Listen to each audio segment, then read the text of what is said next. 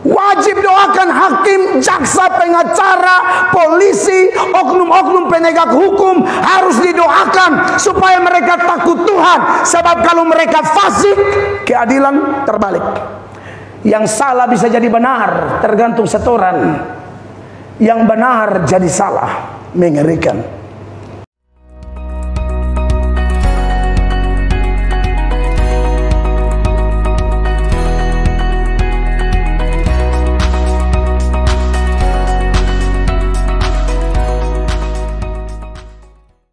Baik, salam.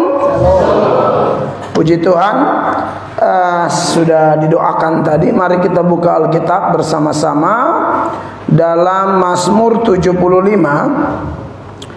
ayat 7 dan ayat 8. Nanti ayat-ayatnya ditayangkan di depan. Mazmur 75 ayat 7 dan 8. Kita perhatikan kedua bagian firman Allah ini, lalu nanti kita baca sama-sama dalam hitungan ketiga. 1, 2, dan 3. Sebab bukan dari timur atau dari barat, dan bukan dari padang gurun datangnya peninggian itu, tetapi Allah adalah hakim, direndahkannya yang satu dan ditinggikannya yang lain.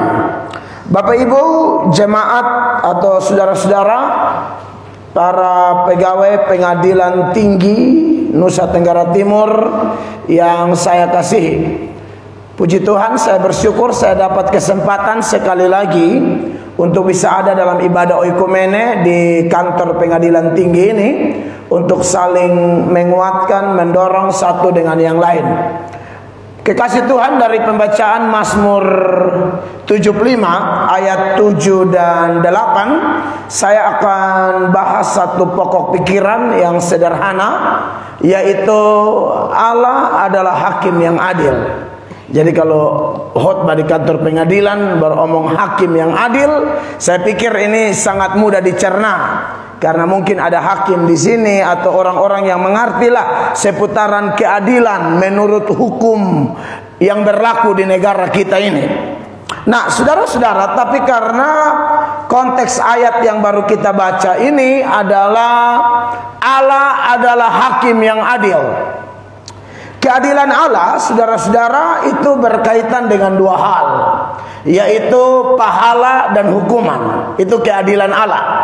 Yang baik, yang dengar-dengaran, yang turut perintah Tuhan, maka jangan heran kalau orang itu dikasih pahala, dikasih berkat, dikasih pangkat, kedudukan, promosi, dan lain sebagainya. Ya, seperti kalau kita lihat bagaimana keadilan Allah dinyatakan di dalam kehidupan pahlawan-pahlawan iman, tokoh-tokoh Alkitab seperti Yusuf, diproses begitu rupa, melewati pemurnian demi pemurnian, pembentukan demi pembentukan, kesakitan demi kesakitan, tapi Allah yang maha adil bertindak tepat pada waktunya, lalu mempromosikan Yusuf menurut kehendak Tuhan.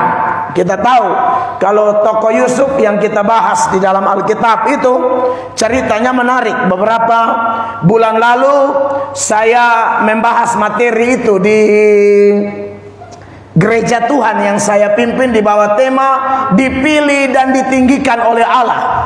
Dan ternyata sebagai orang yang dipilih dan ditinggikan oleh Allah, Yusuf ini sangat luar biasa, kekasih Tuhan, karena proses panjang yang saya sampaikan tadi, tapi kemudian Tuhan meninggikan dia. Cek, ini kenapa kasih turun volume? Ya? Cek. Yang ke awal sah ada baik-baik tadi. Hah?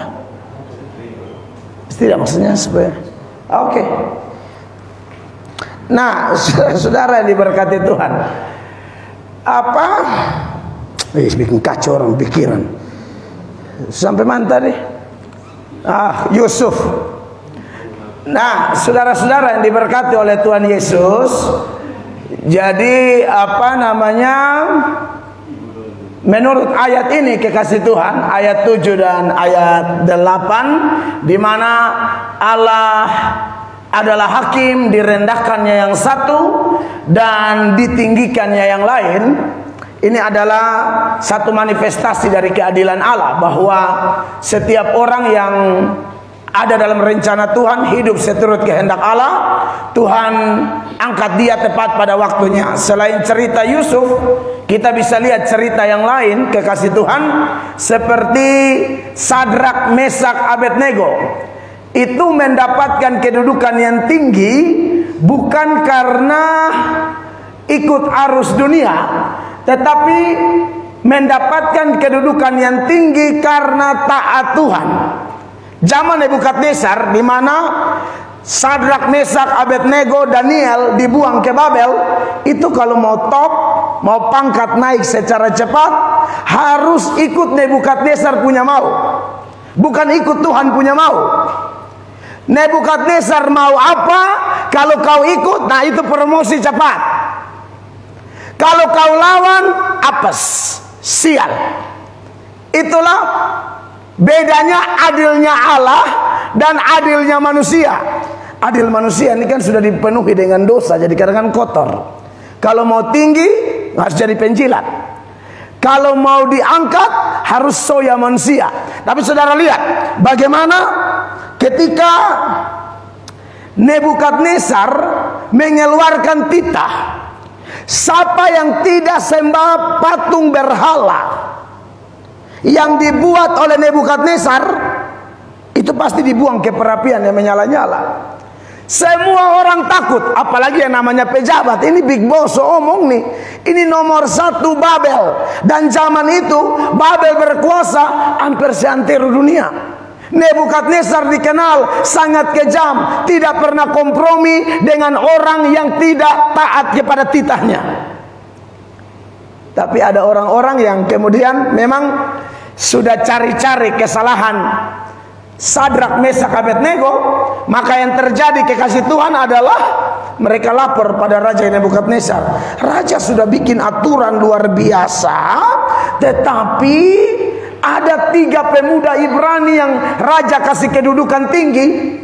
Mereka tidak sembah patung Tuhan atau berhala atau dewa yang Tuhan kudirikan itu. Dan itu membuat Nebukadnezar marah besar. Ini kelihatan di ayatnya yang ke-14 dari Daniel pasal 3. Perhatikan Bapak Ibu terkasih. Ayat 14, berkatalah Nebukadnezar kepada mereka, apakah benar hai Sadrak, Mesak dan Abednego, bahwa kamu tidak memuja dewaku dan tidak menyembah patung emas yang kudirikan itu? Saudara, di dalam diri Sadrak, Mesak dan Abednego sebagai orang beriman, 10 hukum Allah itu tertanam kuat. Hukum pertama, jangan ada padamu Allah lain. Hukum kedua, jangan membuat patung berupa apapun untuk disembah. Itu dipegang kuat-kuat oleh mereka. Sedangkan Nebukadnezar paksa mereka sembah ini berhala. Lalu ayatnya yang ke-15, Nebukadnezar bujuk-bujuk mereka, kalau mau aman lebih baik sembah ya. Kalau mau posisi aman, jabatan aman, nyawa aman, tolong sembah. 15. Sekarang jika kamu bersedia demi kamu mendengar bunyi sangkakala, seruling, kecapi, rebab, gambus, serdam dan berbagai-bagai jenis bunyi-bunyian, sujudlah menyembah patung yang kubuat itu. Tetapi jika kamu tidak menyembah, saudara lihat ini ancaman tidak main-main. Tetapi jika kamu tidak menyembah, kamu akan dicampakkan seketika itu juga ke dalam perapian yang menyala-nyala. Dan dewa manakah yang dapat melepaskan kamu dari dalam tanganku? Saudara, kalau manusia tidak beriman, tidak bergantung total kepada Allah, tidak takut kepada Allah, tidak cinta akan Allah, saya yakin dia langsung taat Nebukadnezar. Ini menyangkut nyawa, bukan hanya pangkat, kedudukan, sirna, nyawa juga habis, dibakar hidup-hidup. Tapi Anda lihat ini kualitas iman luar biasa. Ya, di ayat 16 begini jawab orang-orang beriman, dan harusnya kita semua teladani mereka. Lalu Sadrak, Mesak dan Abednego menjawab Raja Nebukadnezar, tidak ada gunanya kami memberi jawab kepada Tuanku dalam hal ini. Ya, ayat 17. Jika Allah kami yang kami puja sanggup melepaskan kami, maka Ia akan melepaskan kami dari perapian yang menyala-nyala itu dan dari dalam tanganmu ya Raja. 18. Tetapi seandainya tidak, ini kategori orang beriman dewasa ya. Kalau iman baik biasanya doa pakai ancam, Tuhan kalau Tuhan jawab saya, nanti saya bertobat sungguh-sungguh. Kemarin saya ketemu banyak kasus seperti itu. Kalau Tuhan sembuhkan saya akan rajin gereja. Tapi banyak juga yang karena Tuhan tidak sembuhkan atau Tuhan tidak kabulkan doanya, marah dia. Yang majelis berhenti jadi majelis. Bahkan ada pendeta pamit sama Tuhan, berdoa, maaf Tuhan, saya tidak mau jadi pendeta lagi. Minta lain Tuhan, kasih lain. Kita sudah melayani capek-capek, yang kita dapat hanya tantangan, masalah, sakit penyakit, tantangan, air mata. Tuhan, saya berhenti jadi pendeta. Ada cerita itu.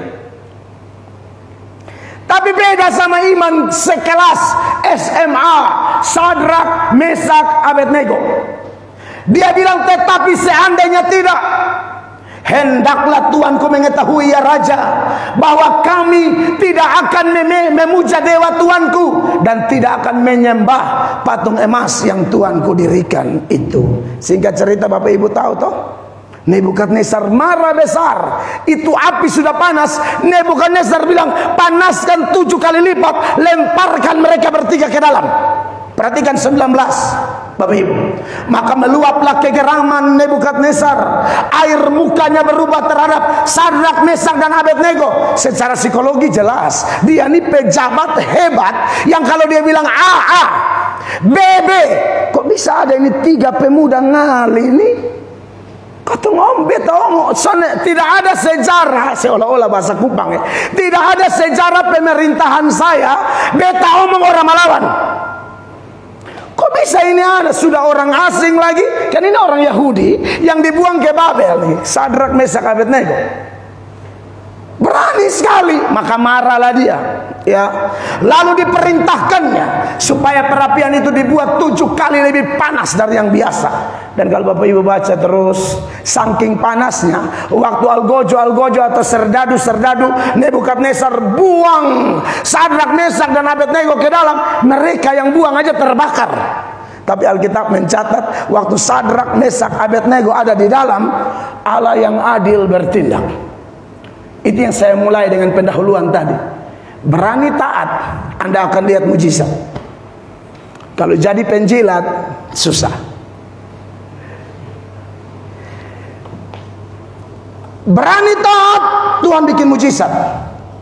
Tapi tidak mau taat, silakan. Manusia senang, setan senang, kamu senang, tapi itu sesaat. Akan jatuh tempo dan kita akan rasa bahwa Tuhan tetap adil. Karena saya bahas keadilan dikaitkan dengan 2 hal. Taat diberkati, taat dipromosi, taat diangkat. Tidak taat, mungkin Anda bisa senang sesaat, mungkin Anda bisa sukacita sesaat. Tapi Anda lihat, Tuhan adalah Allah yang adil. Dia tidak akan membiarkan. Saudara lihat apa yang dialami oleh Sadrak, Mesak, Abednego. Singkat cerita, seperti yang saya bilang, akhirnya mereka diangkat juga. Nebukadnezar sampai akui, memang Allah kalian hidup. Ini istilahnya, kalau saya pakai kalimat lain, dibilang begini, kelompok Sadrak, Mesak, Abednego nih, berani benar walau sendiri. Manusia punya kecenderungan ikut arus. Kebunglon tuh, satu kuning dong kuning semua, satu biru dong biru semua. Itu manusia. Tapi tokoh-tokoh Alkitab seperti Nuh, satu dunia zaman Nuh, jahat mau mati. Nuh satu keluarga, beda luar biasa. Itu yang namanya berani benar walaupun sendiri, berani benar walaupun minoritas. Ya konsekuensinya diejek, diolok, sok suci. Karena yang lain makan uang nota fiktif, dia tidak. Misalnya, ini contoh ya. Kan ada kadang-kadang nota fiktif, tipu-tipu. Yang lain nota fiktif, dia tidak, gaji-gaji biasa gaji yang lurus supaya jangan bawa kanker di rumah. Tapi orang lain tidak bisa begitu. Kau ini hidup di dunia nyata kau. Kau pikir Tuhan ini di dunia tidak nyata?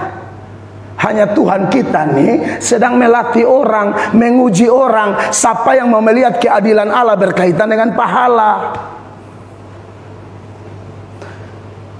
Dunia ini seperti bunglon. Makanya Paulus berkata, janganlah kamu menjadi serupa dengan dunia ini. Berubahlah oleh pembaharuan budimu. Hiduplah seperti yang Tuhan mau. Persembahkan tubuhmu sebagai persembahan yang hidup, yang kudus, dan yang berkenan kepada Allah. Akhirnya Sadrak, Mesak, Abednego diangkat oleh Tuhan kekasih Allah. Saudara lihat ayat 30. Nebukadnezar sampai bingung.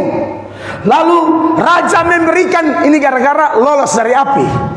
Lalu raja memberikan kedudukan tinggi kepada Sadrak, Mesak, dan Abednego di wilayah Babel. Ini bukan karena Sadrak, karena Nebukadnezarnya, tapi Tuhan yang adil yang kita bahas tadi. Saudara, kalau hidup benar, percayalah, sakit, saudara-saudara. Katakanlah ke satu lingkungan, ya beta tidak tahu di ini kantor ya, saya tidak tahu, saudara lebih tahu. Beta sana ada yang undang beta, Nona Anita son telepon, Pak tolong ya di sini son adil, tidak ada loh, dosa loh kalau begitu. Kita bicara apa adanya. Tapi andai kata gitu, andai kata ada gitu loh. Lalu saudara sendiri benar. Ada kantor tertentu, bukan di pengadilan sini, pengadilan Ethiopia. Selingkuh apa tuh biasa banget. Orang pulaki ramas, orang pembini kemenggila ramas. Tapi kalau orang ramas dia pembini san boleh. Oh, ini soalnya adil juga.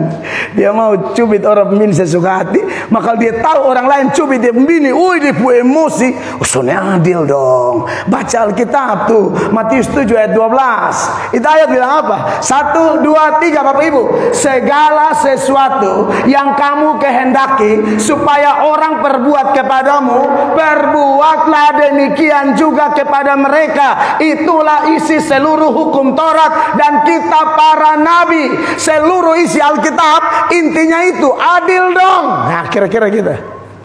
Kalau mau orang setia, kau setia. Kalau mau orang tolong kamu, tolong orang.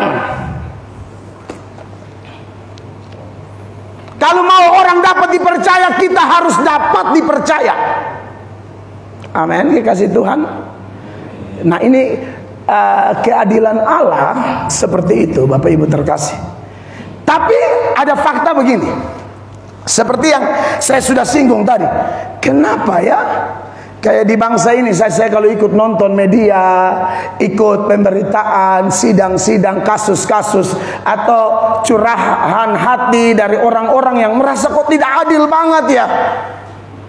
Dia hanya kasus kecil, hukuman lama. Ini orang kasus besar, ya hukumannya tidak lama. Ya kadang-kadang di penjara pun kamarnya berbeda.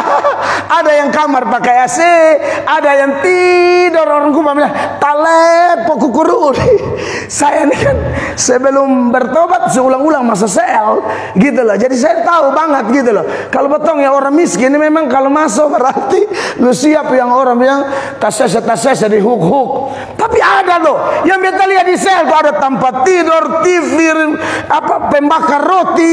Betul, jangankan bakar roti, bakar sampah, saya tunggu jadwal. Jadi saudara lihat kenapa hukum hukum seperti terbalik, keadilan seperti terbalik di dalam dunia ini. Tetapi justru yang membalikan keadilan alias tidak adil, jahatnya minta ampun. Tapi mereka yang biasa, tidak semua ya, ada juga yang di posisi-posisi atas, tapi seperti Yusuf, Daniel, Sadrak, Mesak, Abednego, Daud, Salomo yang dalam konteks takut Tuhan. Tapi ada juga yang jahatnya luar biasa, tapi justru itu yang menempati posisi-posisi penting. Itu jawabannya apa, Bapak Ibu terkasih? Karena orang fasik lebih berkuasa daripada orang benar. Habakuk 1 ayat 4 bilang begini. Habakuk 1 ayat 4. Bapak Ibu sama-sama baca. 1, 2, 3. Itulah sebabnya apa? Hukum kehilangan kekuatannya dan tidak pernah muncul keadilan. Sebab apa? Orang fasik mengepung orang benar.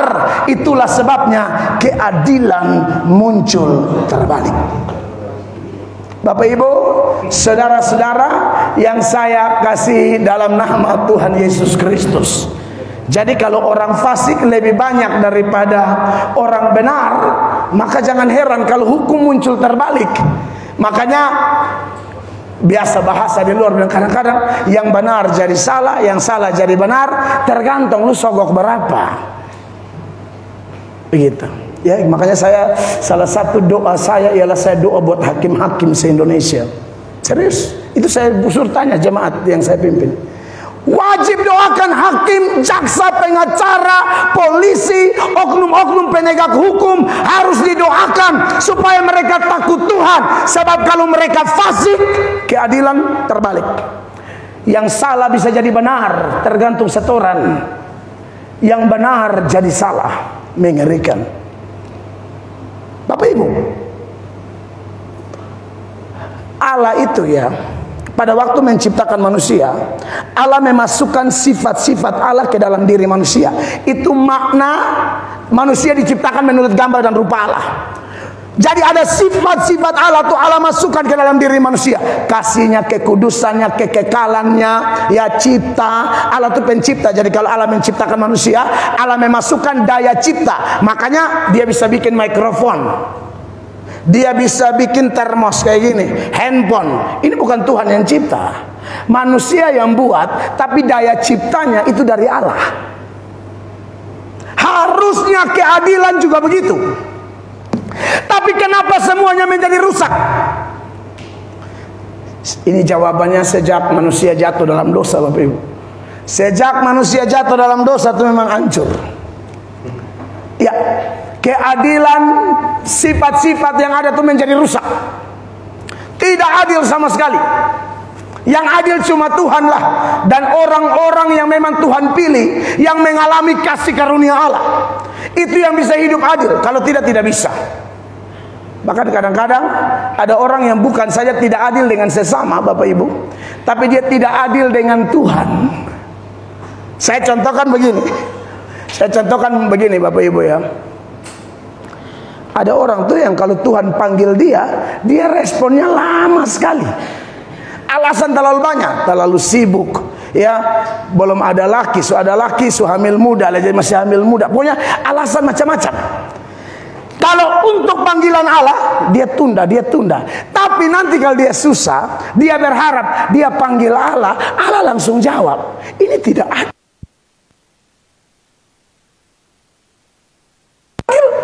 Lambat sekali. Contoh panggilan ini kan macam-macam. Ada panggilan beribadah, tapi tadi cepat semua. Ini orang-orang diberkati nih. Itu panggilan beribadah jangan lama. Makanya saya terlalu hormat dengan gereja tua seperti Katolik dan Gemit. Itu ibadah jam 6 tepat mereka ada.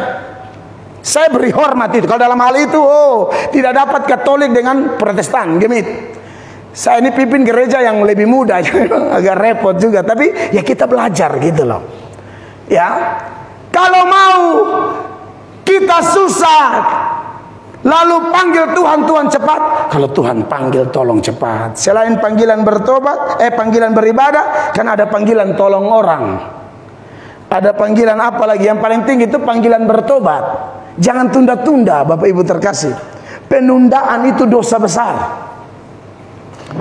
Alkitab menceritakan 10 gadis di Matius 25 ayat 1 sampai seterusnya, ya, tapi saya tahu saya buka. Di situ 10 gadis itu, yang 5 bijak, yang 5 bodoh. Yang bijak persiapan luar biasa, yang bodoh, saya pakai bahasa Kupang, air semua naik di batang leher, mempelai sudah datang bermulari cepat-cepat mau isi minyak di mana? Wah, tidak bisa begitu. Itu persoalannya adalah penundaan. Orang lain sudah melakukan persiapan, dia tunda. Hari H datang, hilang kira, mau persiapan. Yesus bilang, Yesus tutup pintu sambil berkata, aku tidak kenal kamu. Bapak Ibu, kalau mau jadi orang yang adil seperti Allah kita dan menikmati berkat-berkat karena keadilan Allah, pesan saya sebagai hamba Allah, dengarlah panggilan Tuhan. Adillah. Ya, saya tidak tahu kerohanian Bapak Ibu, tapi yang saudara yang selama ini Kristen tapi tidak pernah baca Alkitab, ini anggap saja panggilan baca Alkitab. Yesus bilang, manusia tidak hidup dari roti saja, tapi setiap firman Allah. Ada orang yang selama hidup tidak pernah baca Alkitab, tapi saya tidak tahu kenapa, ini tradisi dari mana. Kalau dia mati, nanti taruh Alkitab di dada. Itu dalam rangka apa ya? Ini orang nih mata mas tabuka mulu mas bagarak, dia bisa geser TikTok berjam-jam. Soalnya ada juga geser, apalagi kalau nona dance, waktu bilang hantam nona terus bento. Alkitab dia tidak ada, tapi dari bapak-bapak pemuka nih muka-muka firman semua. Tapi saya tahu ya, ke dalam sudah ada baik tahu sampai tahu sepuji, terus malaikat marah sampai lu suka firman apa itu dong galap gulita cuma takutnya begitu kan.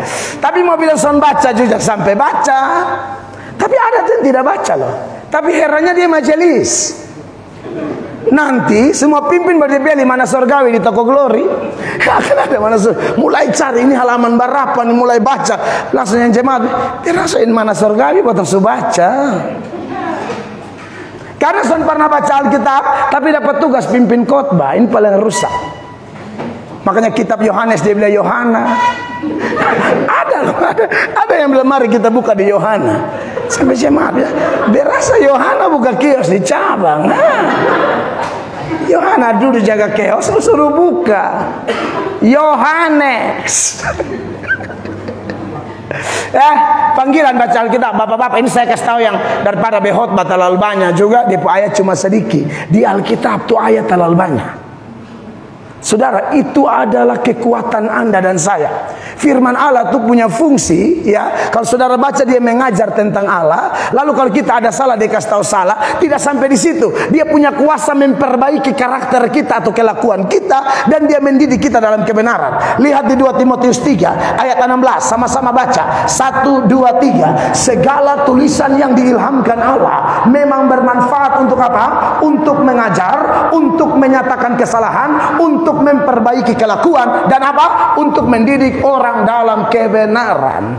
Jadi mesti baca Alkitab.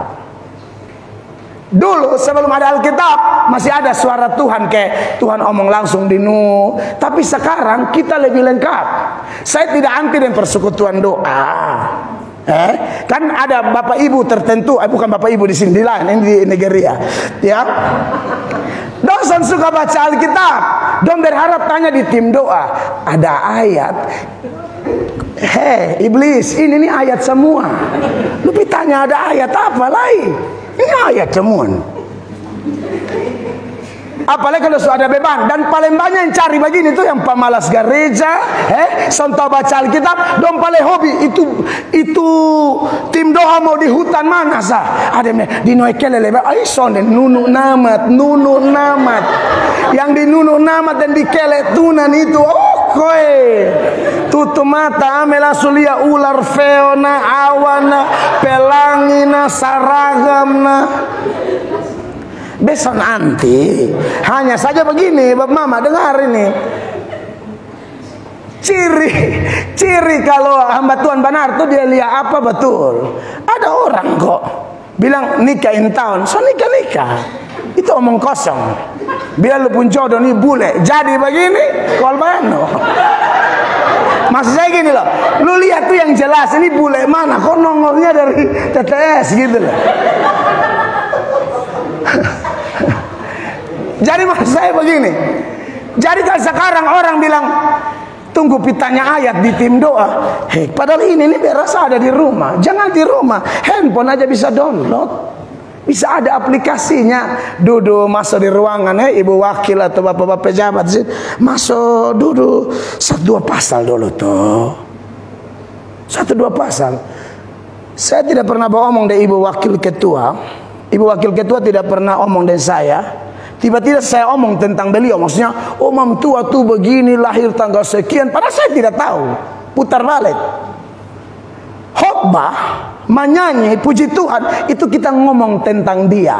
Kalau isi lagu di gereja kok khotbah berirama kan melalui vokal grup paduan suara, toh? Yang anggota paduan suara setahu di sini, toh?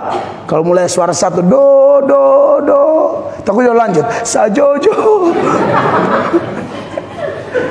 Saya tidak pernah omong dengan beliau, beliau tidak pernah omong dengan saya. Lalu saya omong tentang beliau, itu bohong.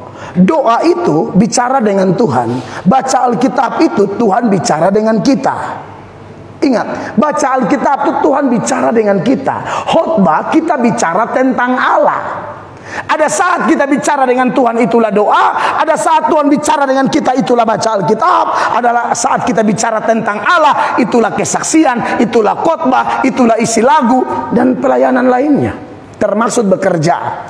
Karena saudara bekerja ini, saudara ingat Kolose 3:23 bilang apa? Bukan hanya pendeta loh, kita semua orang pengadilan juga harus memuliakan Allah. Saudara setuju ayat ini? 1, 2, 3. Apapun juga yang kamu perbuat, perbuatlah dengan segenap hatimu. Seperti apa? Untuk Tuhan dan bukan untuk manusia. Saudara mau pegawai tetapkah, honorkah, magangkah, lakukanlah seperti untuk Tuhan. Amin. Nah itu mesti belajar firman tuh supaya tahu. Bikin apa-apa tuh tidak tunggu khotbah ke beta baru untuk Tuhan. Anda kerja jujur saja, masuk tepat waktu, pulang tepat waktu, Tuhan catat hidupmu diberkati. Jangan ada ibu ketua pada mulai lari salah, munafik. Ada orang begitu di sini sana ada. Ini yang di pengadilan Uganda. Nah pengadilan Kupang ini muka-muka firman semua ini. Ada pemimpin baru dia mulai. Beta kalau yang malaikat bet turun bet cek ke lu di pintu muka sih. Bekas mati langsung biar kok keadilan Allah dinyatakan. Saudara-saudara, ya, jadi tolong kau baca Alkitab, jangan ditanya di tim doa. Ada di tim doa tuh suka tahu ayat lah salah lah ya. Banyak. Nah, ini Tuhan ada kasih tunjuk. Matius pasal 29 ayat 2. Matius itu 28 pasal sah. Mam tua lar lewat sampai tulis tambah 1 pasal. Iblis bisa gitu. Nah, makanya saudara banyak belajar Alkitab. Saya, Bapak Mama, mungkin Bapak Mama saya tidak tahu ya dari gereja mana, posisi di gereja apa. Tapi andai kata Bapak Ibu jemaat biasa lah, saya temukan di NTT, tak usah di luar, banyak jemaat biasa itu yang kerinduannya akan firman, pemahamannya akan firman, bahkan lebih kuat, lebih bagus dari pendeta. Makanya saya kalau ketemu jemaat begini mulai baca cerita, saya mulai banyak mendengar, mereka banyak bicara, saya terima ilmu gratis. Jemaat loh kuat sekali baca buku, kuat sekali dengar khotbah, dan jemaat memang harus begitu. Jangan asal dengar pendeta terkenal, misalnya dia khotbah, kita sesat pikir dan beranggapan pas kalau terkenal khotbahnya pasti benar. Belum tentu. Teladani jemaat Berea, Paulus yang khotbah, tapi mereka cek, teliti, pulang periksa kembali sama atau tidak. Kisah 17 ayat 11. Bapak Ibu baca sama-sama. 1, 2, 3. Orang-orang Yahudi di kota itu lebih baik hatinya daripada orang-orang Yahudi di Tesalonika, karena mereka menerima firman itu dengan segala kerelaan hati. Dan setiap hari mereka menyelidiki kitab suci untuk mengetahui bahwa apakah semuanya itu benar demikian. Ini baru jemaat. Mau mel atau mau sapa. Makanya paling bagus kalau Bapak Ibu pergi gereja, kalau jemaat Tuhan di tempat kami, saya suka bilang begini, tolong bawa catatan. Itu mencegah mengantuk juga toh. Catat ayat, perhatikan. Jadi enak. Karena firman itu punya kuasa begitu luar biasa. Kalau Bapak Ibu mau keadilan Allah dinyatakan, tolong. Yang pertama, panggilan yang paling utama, Tuhan panggil bertobat. Mungkin Bapak Ibu menatap saya dan berkata, satu datang-datang menghakimi suruh bertobat. Dia tidak tahu kalau kita ini Kristen semua, Katolik, Protestan, karismatik. Lu datang-datang, ini melatok, ini ke mana kok? Kayak suka menghakimi. Dengar, besok mau habis. Emang betul sampai jam berapa? Oh ini menyanyi Jus Sadiki, masa khotbah Jus Sadiki? Sedikit lah, sedikit lebih tambah maka 10 menit.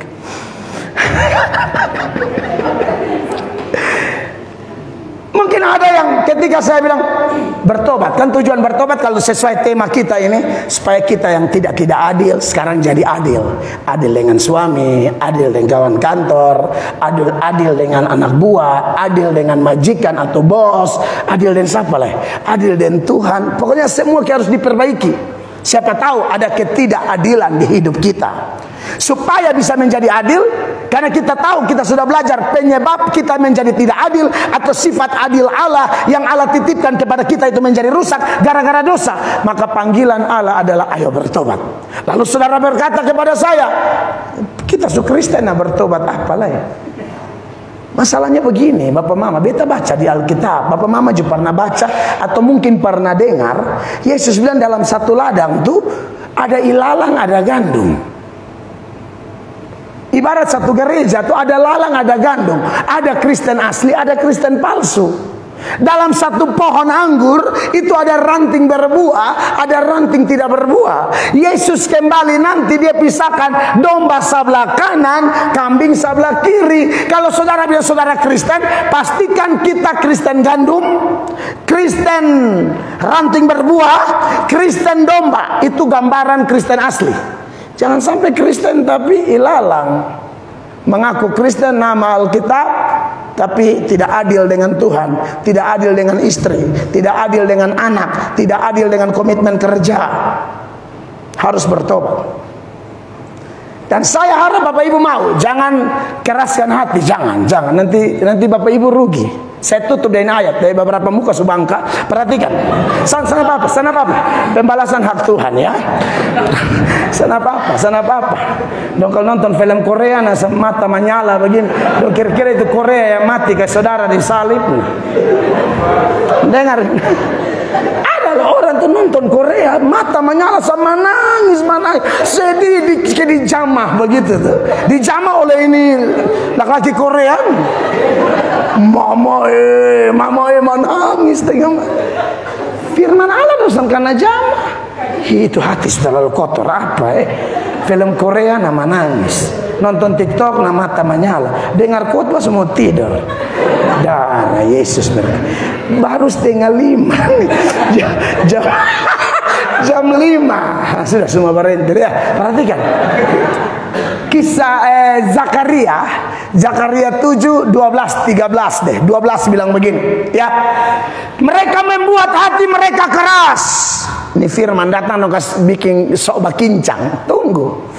Mereka membuat hati mereka keras seperti batu Amril, supaya jangan mendengar pengajaran dan firman yang disampaikan Tuhan semesta alam melalui rohnya dengan perantaraan para nabi yang dahulu. Kalau zaman sekarang melalui juru-juru bicara seperti kami. Oleh sebab itu datang murka yang hebat daripada Tuhan. Ini yang saya bilang tadi. Tuhan panggil, Tuhan berfirman, bikin keras hati, bikin tuli diri, pokoknya macam-macam. Sekarang murka datang. Murka datang ini manifestasinya macam-macam loh Bapak Ibu ya. Kadang-kadang kata khotbah begini belum mau dengar, tapi nanti kalau salang infus suka liling, nah itu paling cepat. Beta ini pelayan di rumah sakit, selain di kantor begini dia suka pidoa orang di rumah sakit. Infus kalau salang infus ini lu punggeng di mana lah? Hah? Kalau ada sehat dan pakaian dinas, wah mati pun. Maka salang infus, san bisa BAB, san bisa buang air kecil, mus potong dari sini, potong di sini, sambung salang, buang di sana. Ini baru beta mau bertobat. Kau yang bebas teriak di kantor pengadilan itu apa waktu kamu sehat? Kenapa susalang infus lu rasa bahwa Tuhan penting? Dasar tidak adil. Sorry be ngomong saudara ketawa, tolong cerna baik. Kalau mas sehat, mas cantik, mas tampan, Tuhan panggil baik datang. Mas gagah-gagah bagisan mau datang, nah seumur 75 oma-oma baru beta mau singar. Oma, dengar.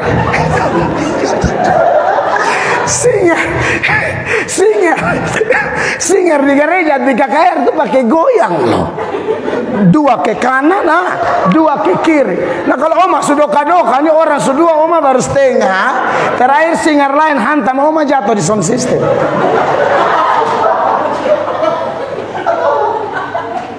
Dan bapak-bapak do yang sorry be omong saya nanti pulang berpikir sendiri ke yang son jaga kesehatan tukang isap rokok minum mabuk berhenti betul usah pakai ayat nanti pakai ayat ribet urusannya pakai ilmu kesehatan saya jaga itu kesehatan sebab beta nonton di Metro TV kanker leher pernah dulu nonton kok di rokok itu kan ada jual baru hati-hati baru ada di pun kesaksian dulu leher saya saudara saya pernah lihat ya ibu pernah lihat dulu ini hanya peringatan dulu leher saya sekarang kalau isap rokok asap keluar dari sini makanya beta omong nih bagian saya biasa tahu bapak-bapak dong ini muka-muka kayaknya seni isap rokok ya.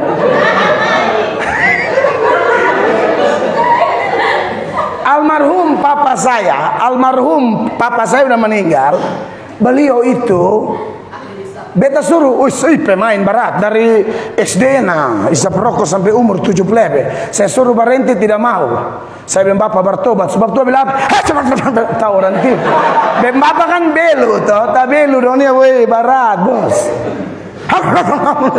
Lu kici anak satu lu beta yang kas cek selalu lu mau pi sorga sendiri sana bapak mau pi neraka kenapa baru waktu hela di bed muka orang timur begitu kau kici anak satu hela bisa tahu mau omong gaya apa karena bapak saya ini neraka pun beliau tidak takut bilang belu ini belu pak lupa ini berat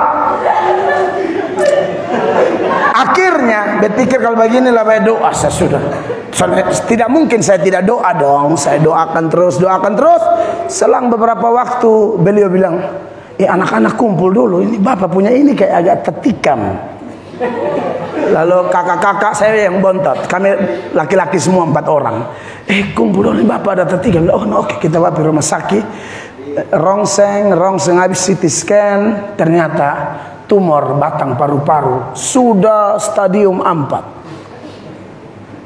Di situ baru bapak tua bilang mele bapak sukar mana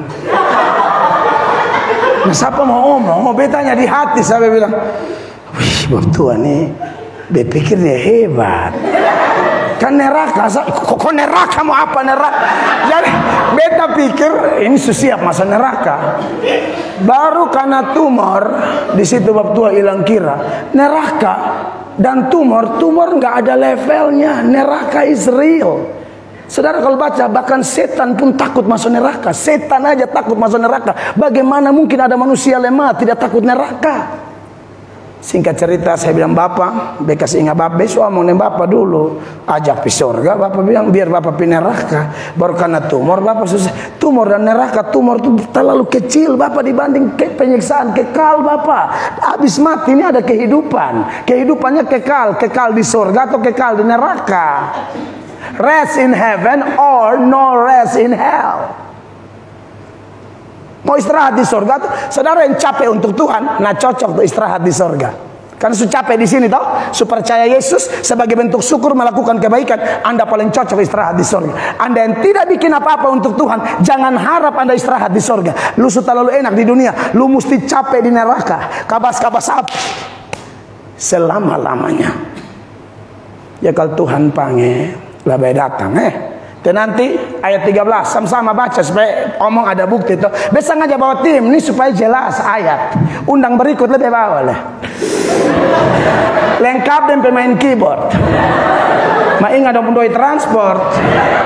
Perhatikan, saudara lihat ini ayat. Ini ketemu omong keadilan loh. Perhatikan, kantor pengadilan masalah doi.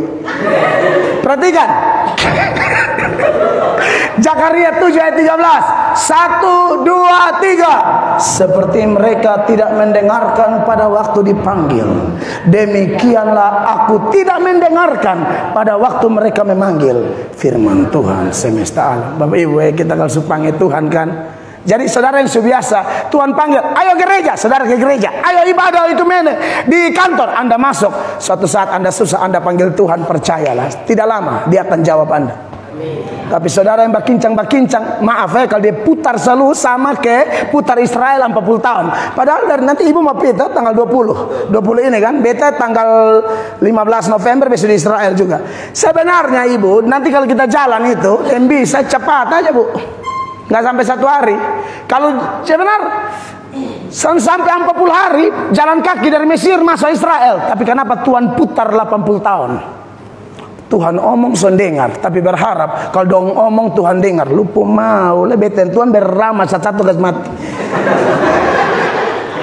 Sudah ya, daripada nanti beta terlalu lama. Dia pikir kata stop, sudah nanti lain kali lah.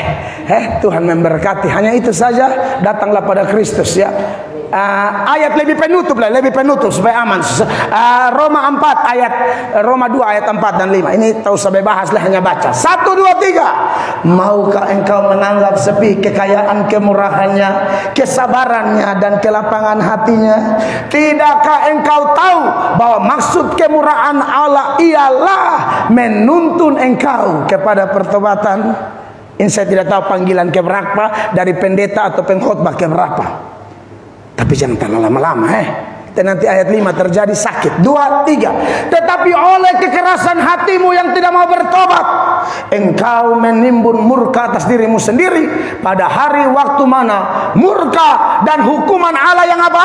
Adil akan dinyatakan. Kiranya khotbah sederhana ini memberkati kita. Mari kita berdiri bersama-sama. Haleluya.